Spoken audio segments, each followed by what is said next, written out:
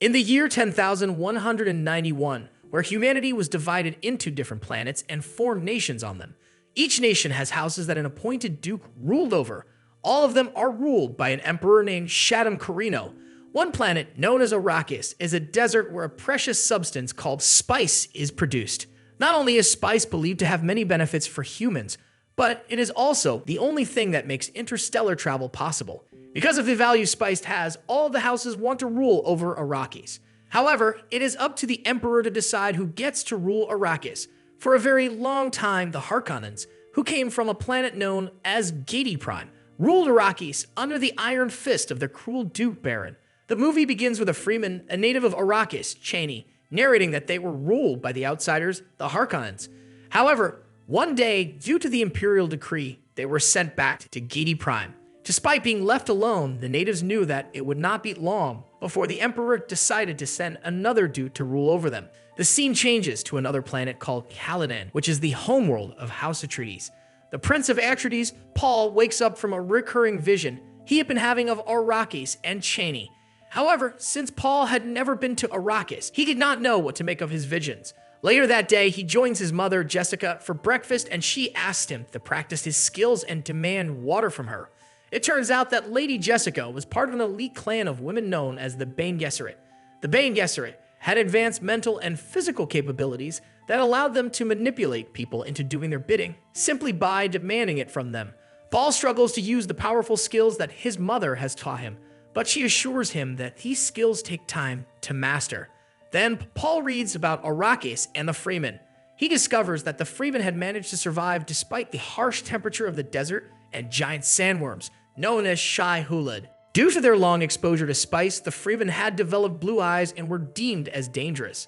Spice harvest had become nearly impossible because it was sacred to them, and they fought to keep it on their planet. The next morning, Paul, his father, the Duke of Atreides, Leto, and Jessica are greeted by guild travelers who bring a message from the Emperor.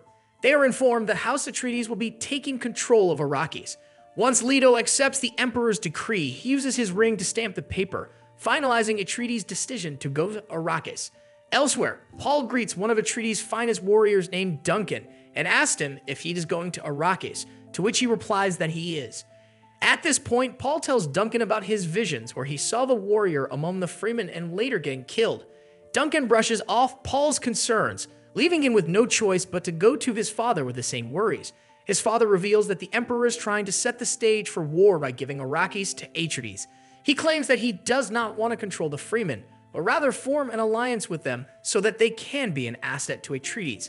Meanwhile, back in Gede Prime, a man named Rabban angrily asks the Baron why the Emperor would give Arrakis to Atreides. Baron is not worried and tells Rabban that the Emperor is jealous of Atreides' growing power and is trying to wage a war between the two houses to get rid of Atreides. That night, a ship containing the Bene Gesserit lands on Atreides.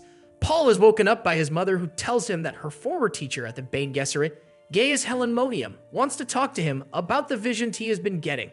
Before he meets the Reverend, Paul is checked by Dr. Yu, who manages to tell him that the Bene Gesserit only claims that they are working for the greater good, but they serve only themselves. After this, he is dragged by his mother, who uses sign language to tell them to remember his training. He is then led inside the room where the Reverend is waiting for him. She uses her powers and commands him to come closer. When he does, she instructs him to put his hand inside a box and tests his impulse control. After great difficulty, Paul passes the test and the Reverend leaves for her ship. There, she tells Jessica that her son just might be the Messiah they have been waiting centuries for. It turns out that the Bene Gesserit have been waiting for a special man who will be able to save Arrakis from spice exploitation. The next day, Paul, Leto, and Jessica head to Arrakis, where their troops have been making preparations for their arrival. As soon as they land, they are greeted by Freemen, who start calling Paul Lisan al-Gaib a messiah who will lead them to paradise. Then, he is taken to his chamber where he learns about the giant sandworms and how the Fremen walk to mimic the sounds of the desert to avoid getting attacked by them.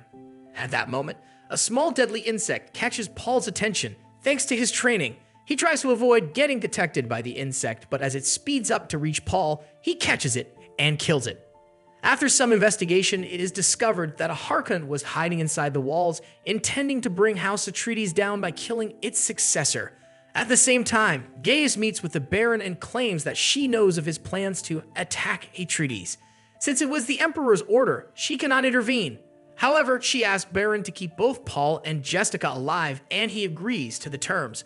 When his men question him, Baron confesses that he is not going to kill the two of them, but that he plans on abandoning them in the desert where they will be killed by the giant sandworms. Meanwhile, back in Arrakis, Leto is informed that the machinery left behind to harvest spice is damaged. This makes Leto worry because he knows that if he is unable to meet the spice demand, there will be consequences. Leto and Paul are escorted to check up on the machinery, and there, Paul meets Duncan again. Duncan reveals that he was living with the Freemen in the desert and had managed to learn their ways as well. He also tells Leto about a community among the Freemen known as Sietch. Later that day, the Sietch's leader, Stilgar, comes to meet Leto, and although he is hesitant to form any alliance with Atreides, he offers his spit as a sign of peace offering. Before he leaves, Leto assures him that the Freemen will not be harmed in the process of spiced harvest, nor will they be exploited. As Stilgar is leaving, he looks at Paul and claims in another language that he knows him.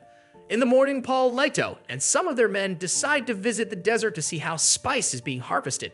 They meet an ecologist, Dr. Kynes, appointed by the Emperor, who checks their sand suits to see if they are prepared. These suits could turn the body's moisture into recycled water that they could drink.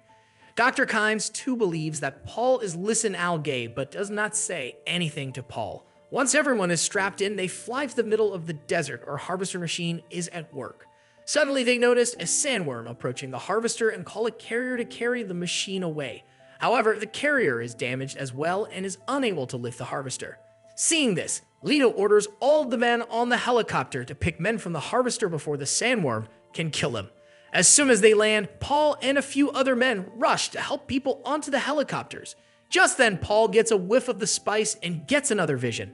Disoriented, he does not make it back to the helicopter, and one of his father's men, Gurney, gets him to safety.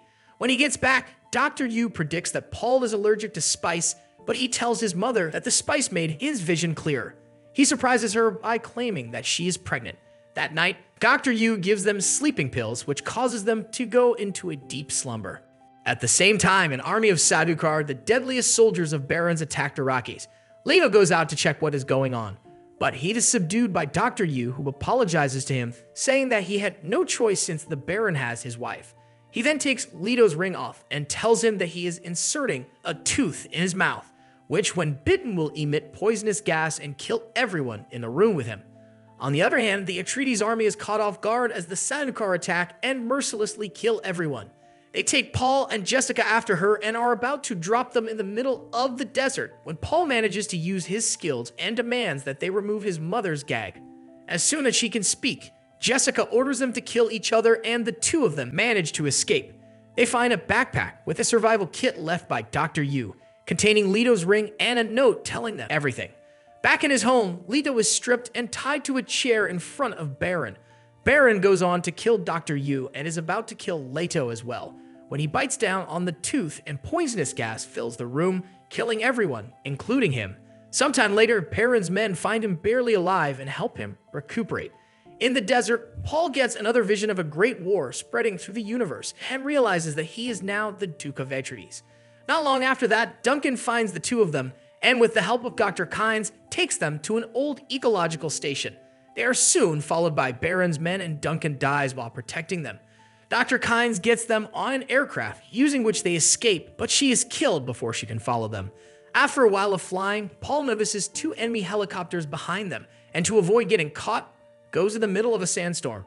Once he successfully loses them, he lands the craft and changes into the special suites in search of Freeman, who Dr. Kynes had told them would help their cause. They walk for several hours until they sit down to rest.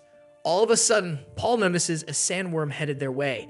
The sandworm emerges to the surface and is about to strike when a loud thumping noise distracts it. They discover that they have been surrounded by Fremen who are being led by Stilgar. Fremen approach Paul and Jessica to kill him, but Stilgar reveals that Paul is the Messiah. However, they refuse to believe him since Paul has not shown any signs of being Lisan al-Gaib. One of the Fremen mocks Jessica for being a weakling, but she quickly overpowers him and holds a knife to his throat before he can fight back. Stilgar tells his people to take the two of them to the Sietch Terror, where their fate will be decided. At this point, Paul notices the girl from his visions, Chani, as she removes her hood. Before they can go to the Siege Tavern, a Fremen insists on fighting Paul, and as per tradition, the duel must end with someone's death. Paul begins to see visions of Jaime killing him and a woman, saying that Paul Atreides must die for Kwisatz Haderach to rise. As the two fight, Paul has a hard time killing Jaime, but finally manages to overpower him and take his life. With this, the Fremen accept him into their group and start walking. The movie ends with Paul noticing a man in the desert, and as he tries to figure out who it is, Chani tells him that it is only the beginning. Thank you for watching. Be sure to subscribe, hit the like button, and the notification bell to see more videos like this.